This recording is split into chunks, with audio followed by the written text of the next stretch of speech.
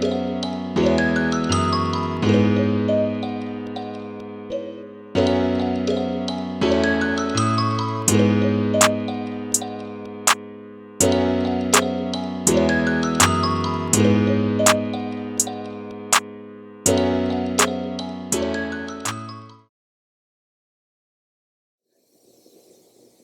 I'm Topher, the blue-collar gentleman, and I welcome you to my channel.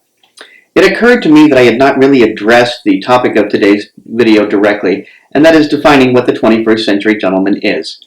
After all, if this channel is a forum for gentlemen of the 21st century to discuss what's expected of them, we probably need to create some kind of description of a gentleman, if not an actual definition. Naturally, over the course of time, we'll address specific issues, especially as they appear in social media or the news, but I thought it was important to lay a foundation for the channel. Again, something I should have done a better job handling when I first started it, but we're all here to learn, including me. So now let's discuss what some of the traits are of the 21st century gentleman. First, I think humility is the most important trait for him to have.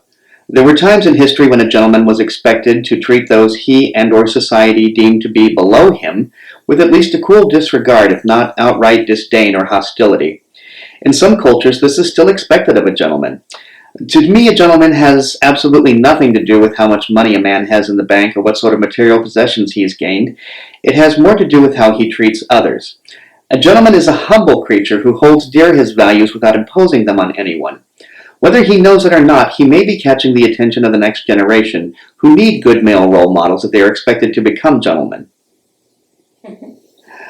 Right after humility, I would say the most important trait for a gentleman to possess would be a constant desire for self-improvement in every facet of his life. Wardrobe, style, and personal hygiene are some of the most self-evident places where a gentleman can usually find something that needs improving, but he should seek to improve his manners and decorum in the presence of others as well. As for improving his education, there's really nothing useless for a gentleman to learn. One of the greatest qualities a gentleman can have is his desire and, moreover, ability to be of assistance to others. Increasing his knowledge of virtually anything may prove useful to someone else at another time. That brings me to the third quality I believe to be fundamental for a man to consider himself a gentleman, and that is making himself useful to others. Whether it's giving directions to a guest of his city or assisting a disabled person with their wheelchair as they labor onto a bus, a gentleman should always make himself available to help. Notice I did say make himself available, meaning that a gentleman should offer his assistance sincerely if he is able to provide any, but he must also bow out gracefully if his assistance is refused or if he's told to mind his own business. Another trait that I believe every gentleman must have is the ability to demonstrate respect, especially for those he does not hold in high regard.